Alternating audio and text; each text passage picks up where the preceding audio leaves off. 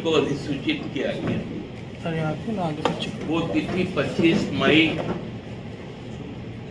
होगी, जो देश में आगामी वर्षों में संविधान हत्या दिवस के रूप में मनाया जाएगा। दुनिया के सबसे बड़े लोकतंत्र और उस लोकतंत्र का जो बुनियादी ढांचा है और हमारे जो समाज के नियम कानून आए, उसकी जो देश का हम कह सकते हैं कि जो धर्म ग्रंथ, वो संविधान है। और भारत सरकार अब उसकी हत्या का दिवस मनाएगी। इस लोकसभा चुनाव में जब भाजपा का संविधान को बदलने का नियत सामने आया, 400 पार का नारा लगा, तो लोगों में जो बेचैनी थी वो 303 से उतरकर 240 पर आ गई। और यही बौखलाहट है कि भारत सरकार, जो भारतीय जनता पार्टी के नेतृत्व में है, उन्होंने 25 जून को संविधान हत्या दिवस के रूप में घोषित किया। अजीब विडंबना है, जिस संविधान को हम पूछते हैं, भाजपा अब उस संविधान की हत्या करना चाहती है। पहले बदलने की बात हुई थी, उनका जो संदर्भ बताया गया कि 25 जून 1975 में जो संविधान की ही धारा 352 का उल्लेख करते हुए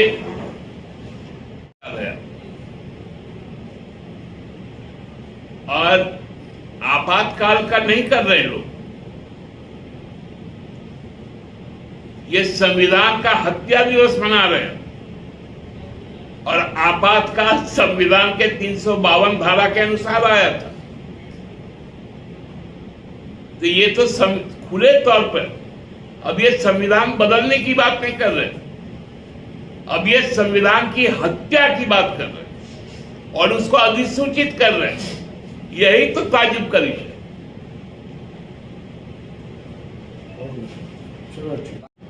लाखों लोग विवश में मरने को ट्रेन से कटकर किसानों पर आपातकाल लगाया गया। 3 कृषि काले कानून लाकर 750 लोग शहीद हुए उस आंदोलन में, 13 महीने के आंदोलन में। मणिपुर जिस दिन से चला, आदिवासियों पर आपातकाल लगा। अभी नीट पर, व्यापम पर, छात्रों पर आपातकाल लगा। हाथरस कठुआ में, मणिपुर में महिलाओं पर आपातकाल लगा। युवाओं पर आपातकाल लगा। आपने नौकरियां बंद कर दी। आप अपने सभी पीएसयूज को अपने उद्योगपति मित्रों को बेच रहे हैं। ये औद्योगिक विकास के विरुद्ध आपातकाल। सभी संवैधानिक संस्थाओं को आपने जर्जर कर दिया, चाहे वो यूजीसी हो, यूपीएससी हो, इलेक्शन कमीशन ऑफ इंडिया हो, सेंट्रल विजिलेंस कमीशन हो, यूनिवर्सिटीज हो, आपने इन सभी संस्थानों पर हमला किया। आपने दिल्ली यूनिवर्सिटी के लिए, लॉ फैकल्टी के लिए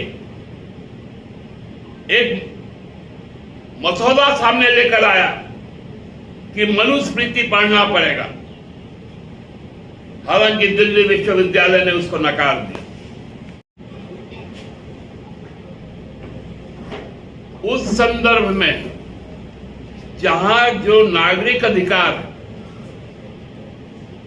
संवैधानिक अधिकार है, वो 2 वर्षों के लिए मुलतवी किया गया था, सस्पेंड किया गया था, निलंबित किया गया था। वो कोई संविधान से बाहर का चीज नहीं था। हाँ, वो कालखंड देश के लोकतांत्रिक इतिहास का काला अध्याय था, लेकिन वो पहली बार नहीं हुआ था। 62 और 71 के जंग में, चाइना और बांग्लादेश के जंग में पाकिस्तान के साथ, उस वक्त भी आकर आपातकाल लगाया गया था।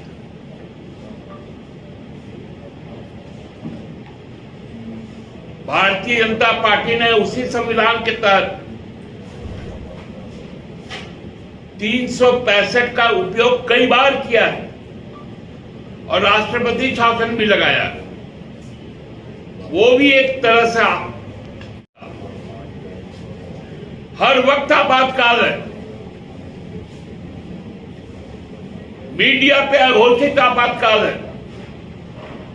सभी राष्ट्रीय मीडिया, चाहे वो प्रिंट मीडिया हो, इलेक्ट्रॉनिक मीडिया हो,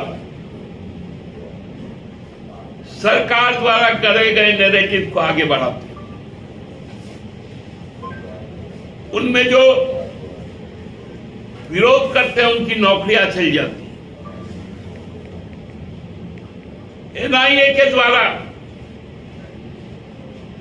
बिना किसी आधार पर, बिना किसी ठोस सबूत पर 6-6 साल से लोग सड़ रहे हैं। हमने फादर स्टेन स्वामी को खोया है।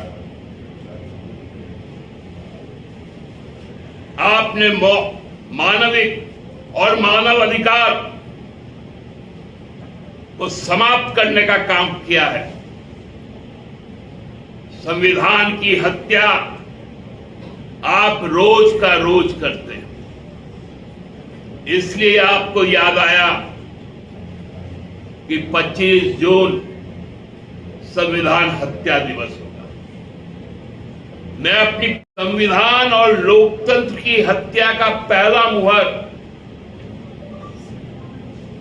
25 मई 2014 को लगा था, जब नरेंद्र मोदी जी इस देश के प्रधानमंत्री के रूप में शपथ वाक्य का पाठ किया। पहला आर्थिक आपातकाल नरेंद्र मोदी जी और भाजपा ने लगाया 8 नवंबर 2016। नोटबंदी वो आर्थिक आपातकाल था जब सबसे बड़े संख्या में, लाखों के संख्या में लोग बेरोजगार कर दिए गए।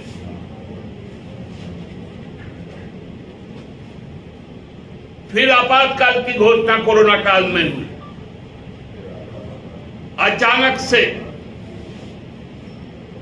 बिना कोई तैयारी के नागरिकता का आपातकाल लगाया गया।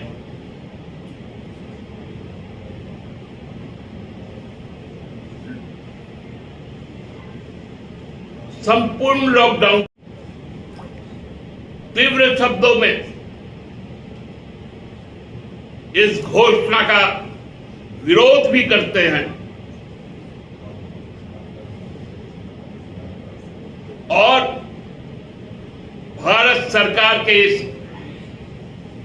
असंवैधानिक अधिसूचना को माननीय राष्ट्रपति महोदय से रद्द करने का मांग भी करते हैं। धन्यवाद।